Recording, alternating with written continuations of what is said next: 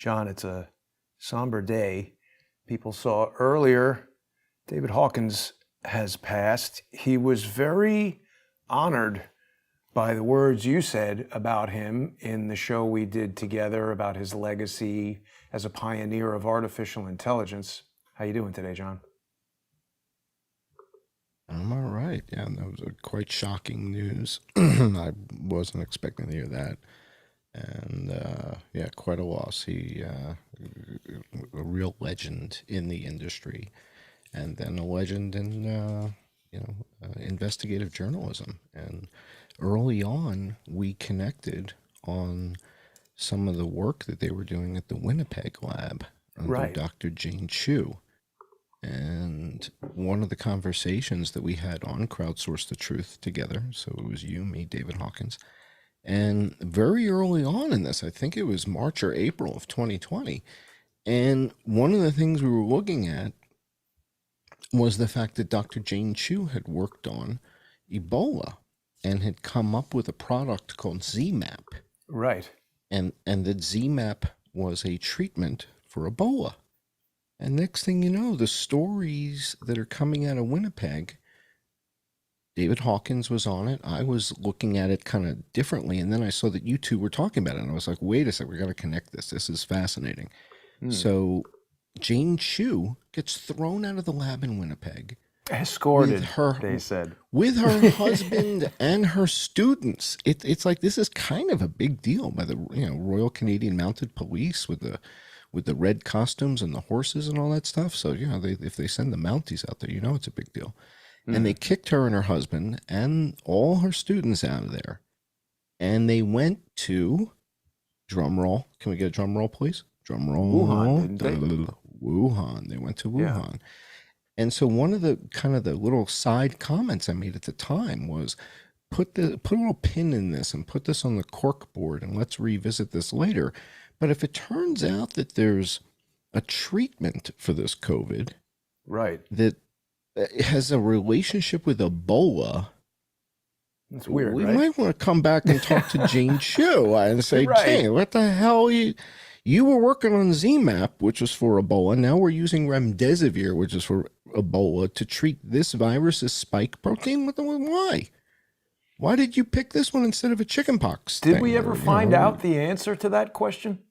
No, and the funny thing is she's on Twitter, and Yeah. she's active on Twitter, and everybody follows her. It's just... What's her Twitter unbelievable. account? Just a Jane Chu, QIU. QIU is her last name, Jane Chu.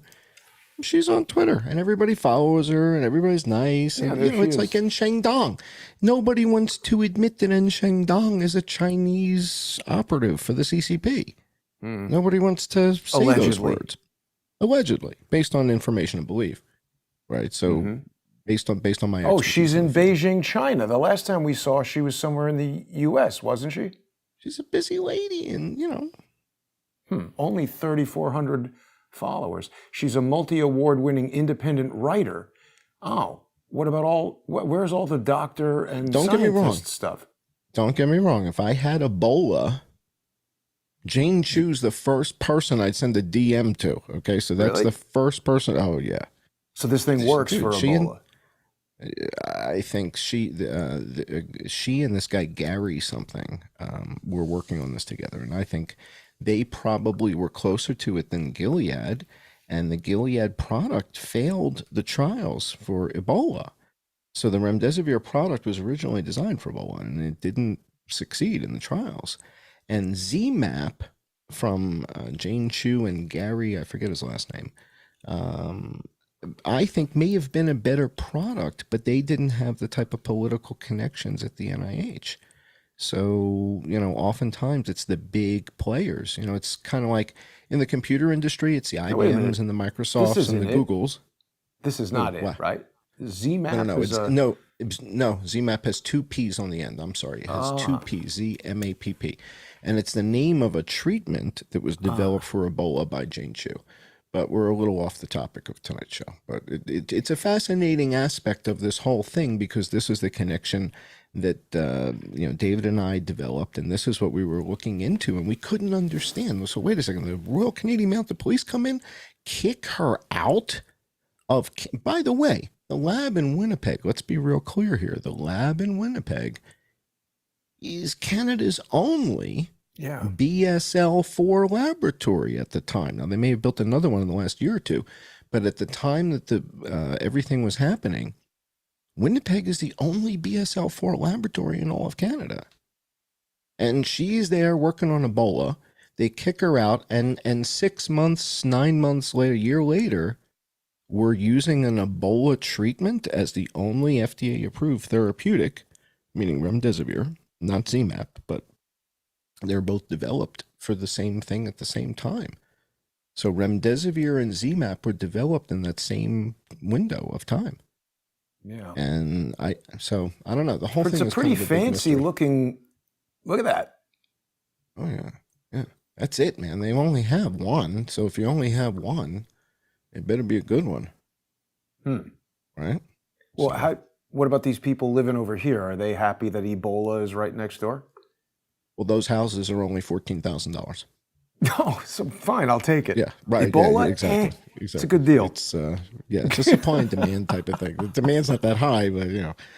I've got a bunch of interesting slides, and tonight, you know, for this month, we've been focusing on aspects of the Las Vegas shooting.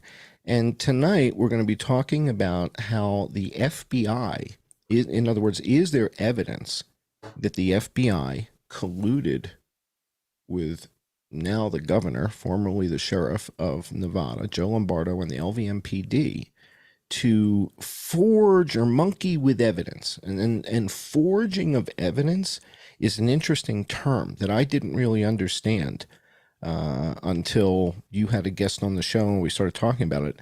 I didn't even know what that was, forging. It's like forging money. Why would you forge evidence? You make something up that, you know, it's like, I didn't even understand it. Then you start looking at this crime scene. And so tonight with our patrons, we're going to be looking at what I think is maybe two of the most pivotal videos that I've made. One looks at the New York Times and the Associated Press both editing what you would think was the big reveal. The moment that the LVMPD officer, Brett Brosnahan, goes to the window and pulls the curtain back where Stephen Paddock was supposedly shooting everybody, you'd think that would be the big moment on television, you know, kind of like when they find the cave. You know, it's like you pull the curtain back and, look at the hole in the window. Oh, my God, everybody be careful. Don't fall out the window here. Somebody get some tape. So we're going to look at that video from inside the suite when the cops first go in, and we're going to look at what aspect of it did the Associated Press and the New York Times edit out. And why would they edit out the same 17 seconds of footage? Did they do that independently? It's 17 seconds? I'm surprised it wasn't 33, but that's a close second. I'm sorry. You know, look, the number 17 does exist. We can't just ignore it. You know, every now and then, something adds up to 17. So there's 17 seconds of footage that both the New York Times and the Associated Press clipped out. And you're like, well, why would you cut? That's the moment. So we're going to look at that with the patrons. The other piece of footage is something that very few people have seen. And I think, again, what I'm looking for here is evidence to take to Congress to put in front of Christopher Wray to say, this is on your watch, right? This is your crew, right? This is your guys. The jackets say it, right? It says that on the jackets. So what are they doing? And it's one thing to have a little cover up. Again, this killing that took place in Idaho, right? This supposedly this guy killed 4 kids in a frat house or a sorority house or whatever it was. They're living off campus, and 4 kids get killed. And the cops played dumb for like a month or 6 weeks or something like that. Are they playing though? No. They were playing dumb, dude. They were just like, call this number. We have no idea what's going on, and we have no leads, and the whole thing is kind of cold. People are calling. Hey, is this the jet number or the serial killer number? Yeah. So they're playing it dumb as can be And next thing you know, they're like, and we just arrested the guy. And we arrested him on the other side of the country in the car that we said we were looking for. And I was like, whoa, whoa, whoa. How'd you guys pull this off? And like, well, we were kind of lying the whole time. Oh, We they wanted said him to that? have a false, yeah. They said we wanted Wow. him to have a false sense of security and to Huh. get lulled into a certain type of what have you so that we could catch him.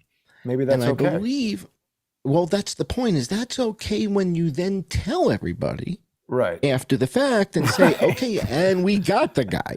You don't get to keep telling everybody, well, golly, we don't know what happened. And that's what appears has happened here with the Las Vegas shooting, is Wow. that the FBI, in order to help catch the guys who really did it, had to put a lid on it. I get it. But once the guys were caught, why are we continuing the charade? We want to drag this one out 75 years too? Yeah. And have they to release definitely the do. papers and yeah, No, well, they definitely want to do that. Now, John, let me bring your attention to something because you've just raised a point that goes back to David Hawkins.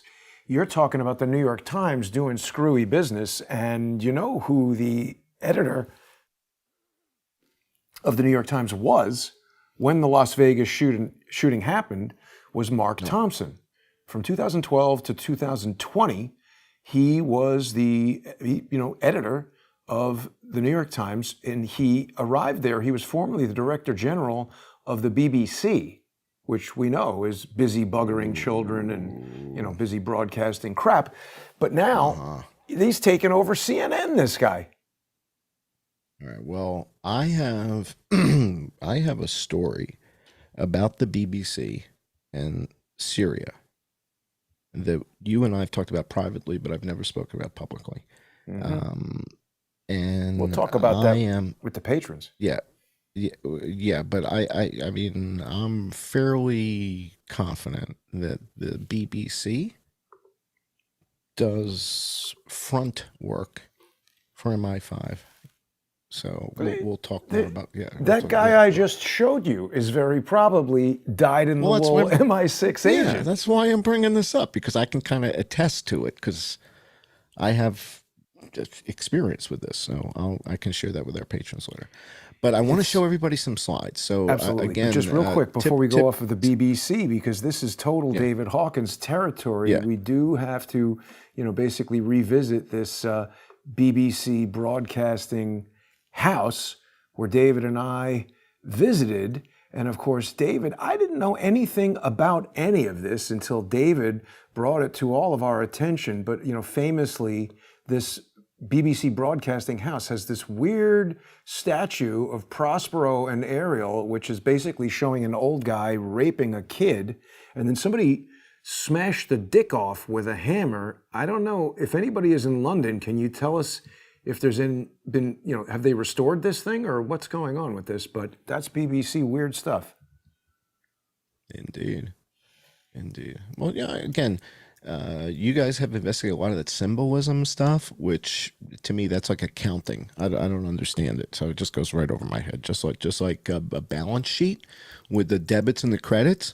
I can't understand that for the life of me. It just goes right over my head. I don't get it at all. We got questions for you in the comments here, John, because people want to know if we're going to talk about the 911 call of the F-35 pilot. We'll do that during the sponsor segment. We'll do that. Yeah, it was pretty funny. Yeah, the whole thing is funny. I did a couple tweets about that. Are you even allowed to have a how could they allow a pilot to bring his own electronic equipment that's broadcasting radio signals in the plane? It's hysterical. I heard the 911 call. It's hysterical. Let's show the audience a couple of these slides because I want to race through these and show them what we've got. So let's go to the next slide. And I want to know if anybody can figure out. Does anybody know what that is? Anybody recognize this? No. Can you tell what that is? A heat map of something. So I'm going to share this with the audience when we go to our patron-only show. I'm going to talk about this a little bit. You shared something with me during the week privately, which was, I believe, the police report from the death of the chef in Martha's Vineyard. Oh, yeah. And so we now have that police report. And the name of the witness is redacted. for some reason, but we have the full report. And what you're looking at here is a depth map Of the water. of the water. It's not And too if you go to deep. the next, right. So we'll get into this, and we'll do that when we do the patrons, and I'll show you where that is. But that's Martha's Vineyard, and that's where he died. And we're going to look at the depth of the water. How deep was it? How deep was it where? And what was that story there? So we'll look at that a little bit. John Adams famously said a while ago that our Constitution was made only for a moral and religious people. And it's wholly inadequate to the government of any other. Huh. So just keep that in mind. All right. So the Constitution, if you're a moral and religious person, it's a great guiding instrument. If you're But I not thought so they moral, wanted to separate religion and government. it's one of the great, it's like jumbo shrimp. It's hard to figure out. It's like, what is that? It's like, huh? It's like, didn't you? I don't know. It's real baffling. Here, I don't want to talk about influenza on the show at all, but I do want to acknowledge the author of this article at Scientific American.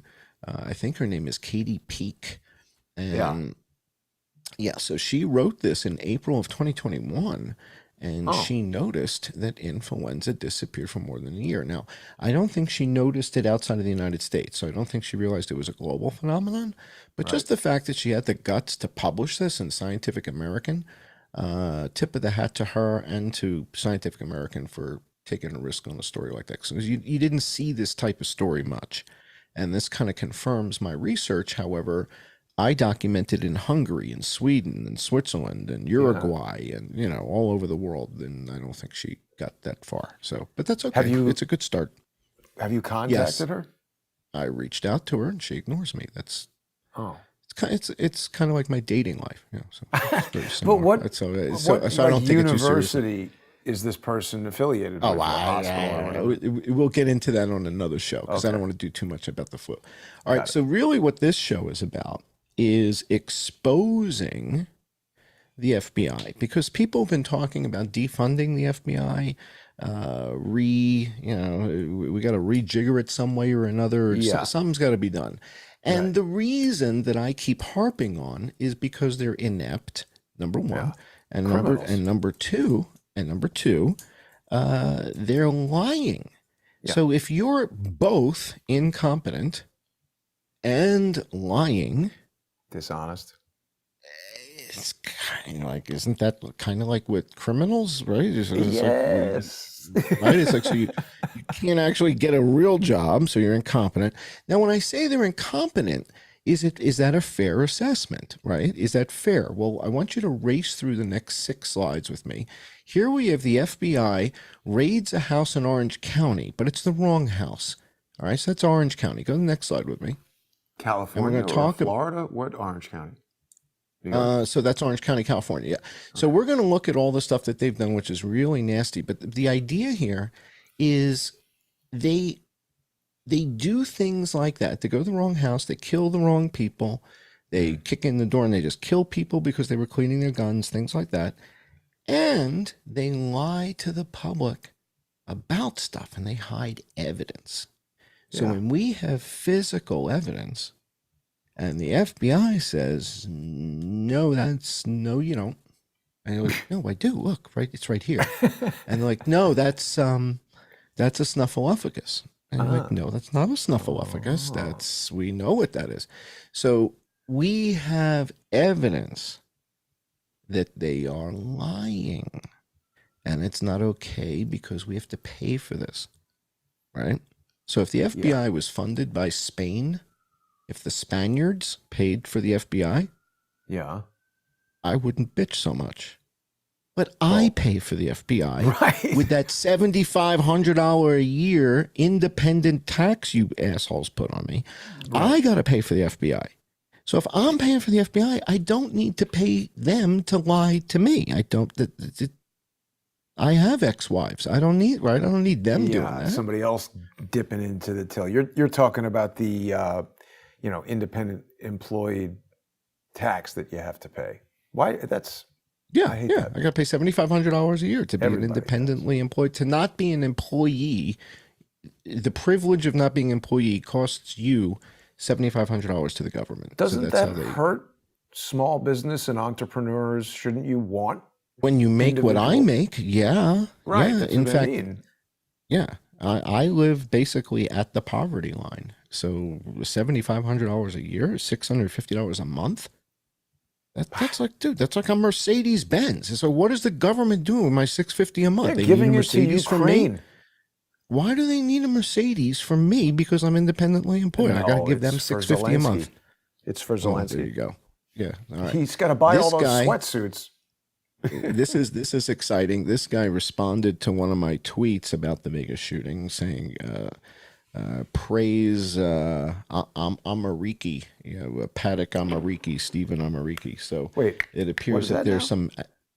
there's some Arabic speaking people that still praise Stephen Paddock, and Oh yeah, that it he says, and the converted to. last thing he repeated was, "Oh Allah, paradise." How Yeah, do they know yeah. that? So, That dude, doesn't seem correct. there's counterintelligence crap here. In other words, there's a whole bunch of people that want you to think that this was ISIS, and there's a whole bunch of Right. people that want you to think that he converted to the religion in order to carry this out for ISIS. But there's no mention of the helicopters. And again, But is ISIS there any can't evidence fly. that supports those allegations that he converted to Islam? No, no, dude, he had He's nothing to do with gambling. the How thing. is that a religious guy? Brought the guns and he brought the bullets. Again, Right. you and I have done this. We went to a hotel with a bunch of guns and a bunch of ammo. It's not Right. illegal. Yeah. We didn't killing people's illegal. Yeah. Guns are not illegal. Okay. We've talked about this before. The William Casey quote and the fact that we'll know the disinformation program is complete when everything the American public believes is false. We're getting dangerously close here, where Pretty close. everything the public thinks is what's happening is not what's happening. So in other words, the balloon was from China. No, the balloon was not from China, right? That we're shooting down balloons, when we're shooting down UFOs, that the asteroid thing didn't happen when it did happen, that the field hospitals were for this when they're for that. What do they ever tell us the straight truth about anything? When do we get the straight story? I don't know. John McAfee? Do we get? No, I don't know. So Casey seems to be winning. I think Casey's winning. So here you've got residents say the FBI task force raided the wrong home in central El Paso. That's not Orange County. Let's go to the next That's one. what happened to the guy? Dozens Oh, of that's his regular face. My God. whatever. Dozens of sheriff deputies and FBI agents raid the wrong Florida home. Oh. Okay. All right. So it doesn't appear that this is like a localized problem. In other words, it's not like they keep doing the same thing in Florida and the Florida office needs new maps. It's not like they've got a mapping problem in Florida, because here you see that on the next slide, you see they do the same thing in Atlanta. It happened to So my it's parents' friends in Florida. I don't know if it was the FBI, but a SWAT team with guns came to they're like 80 something years old, two old people sitting in their house, my parents' friends, and the cops came with guns and everything. They almost had a heart attack. So did you see the movie Nobody? Oh yeah, where Bob Odenkirk is just beating people up. I saw scenes of it on the bus. Okay, so Bob Odenkirk's father in the movie is the guy from Back to the Future. Christopher Lloyd, my friend. Yeah. And, wow. Yeah. I didn't know So that. Christopher Lloyd plays his father in the I better movie. watch the whole movie. And they come for the dad. And they come for him and they're ready to kill him. And dad's in his rocking chair with his his knitted throw or whatever, and he turns the rocking chair towards the guy at the door and he goes, "So this is how it ends." And the guy goes, "Yeah, this is how it ends." And Pops has got a shotgun underneath the knit and blows the guy to bits. And Wow. the guy just has no idea. Yeah, so this is what's going to end up happening one of these days. They're going to come into the wrong house for the wrong reason, and they're going to get hurt. And again, they're just inept. They're doing it again and again and again in the wrong house, in the wrong house, in the wrong house. You go to the next slide in the deck. Yeah, because this And is the this part is- that this I is- saw. So hang on, let's Yeah, go back and to the deck. yeah, if you go to the next slide in the deck, this is going to get a lot of people really upset because in this case, not only they go to the wrong house, they hurt the pussycat. A cat. And now when you start hurting people's cats, now we're going to draw a line in the sand. You don't come into the wrong house and hurt the cat. Now you're getting into John Wick territory. Yeah, that's All the right, we're type gonna of thing shut- where some Right, like Mike right, Tyson type right. character We're is gonna now going to shut kill you- everybody because you hurt the cat. Well, I just think it's time to. It's when the FBI is killing the cats and the canaries and the parakeets. It's time to shut down the FBI. Oh, It's enough wait. already. John, we're at time here. I'm Oh sorry my gosh! for- All right, we got to go. Okay. Yeah. All right. Well, So- we're going to talk about the FBI covering up evidence in the Vegas shooting. Are they guilty? And if so, what are we going to do about it? Exactly. So people are going to be able to join us in 5 minutes for the in-depth conversation in the sponsor-exclusive segment coming up next on subscribestar.com/IamJohnCullen, patreon.com/IamJohnCullen. Please visit John's sponsorship pages. We got to get him that money for the $7,500 a year independent, individually employed. When you have your own business, they make you pay $7,500 even if you make $8,000. So please visit John's sponsorship pages. You can also join us on odyssey.com/@crowdsourcethetruth, crowdsourcethetruth.substack.com, and subscribestar.com and patreon.com/crowdsourcethetruth. And I also want to remind everyone, if you want to check out Legacy David Hawkins videos, including several of the videos where John Cullen joined David Hawkins. We had the New Year's Locked In Eve, and there were actually a couple of other episodes, as I recall. You were on more than once. There we go. This is the one about the lab. And so people can get on there for free. This is a YouTube channel called David Hawkins Reverse CSI. We miss you, David. Very sorry that you had to go. We'll be back in 5 minutes. Join us for the sponsor exclusive.